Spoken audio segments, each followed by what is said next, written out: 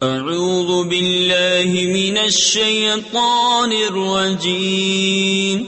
بسم اللہ الرحمن الرحیم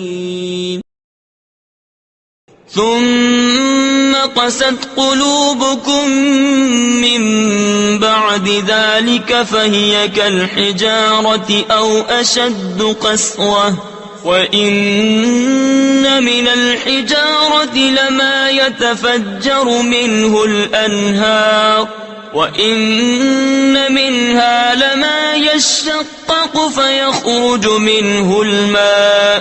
وَإِنَّ مِنْهَا لَمَا يَهْبِطُ مِنْ خَشْيَةِ اللَّهِ وَمَا اللَّهُ بِغَافِلٍ عَمَّا تَعْمَلُونَ۔ پھر اس کے بعد تمہارے دل سخت ہو گئے تو وہ پتھروں کی مثل ہیں بلکہ ان سے بھی زیادہ کرے، یعنی سخت، اور پتھروں میں تو کچھ وہ ہیں جن سے ندیاں بہہ نکلتی ہیں، اور کچھ وہ ہیں جو پھٹ جاتے ہیں تو ان سے پانی نکلتا ہے، اور کچھ وہ ہیں جو اللہ کے ڈر سے گر پڑتے ہیں، اور اللہ تمہارے کوتکوں یعنی برے کاموں سے بے خبر نہیں۔ ثم قست قلوبكم من بعد ذلك فهي كالحجارة أو أشد قسوة وإن من الحجارة لما يتفجر منه الأنهار وإن منها لما يشقق فيخرج منه الماء وَإِنَّ مِنْهَا لَمَا يَهْبِطُ مِنْ خَشْيَةِ اللَّهِ وَمَا اللَّهُ بِغَافِلٍ عَمَّا تَعْمَلُونَ۔ ترجمہ: پھر اس کے بعد تمہارے دل سخت ہو گئے تو وہ پتھروں کی طرح ہیں بلکہ ان سے بھی زیادہ سخت ہیں، اور پتھروں میں تو کچھ وہ ہیں جن سے ندیاں بہہ نکلتی ہیں، اور کچھ وہ ہیں کہ جب پھٹ جاتے ہیں تو ان سے پانی نکلتا ہے، اور کچھ وہ ہیں جو اللہ کے ڈر سے گر پڑتے ہیں، اور اللہ تمہارے اعمال سے ہرگز بے خبر نہیں۔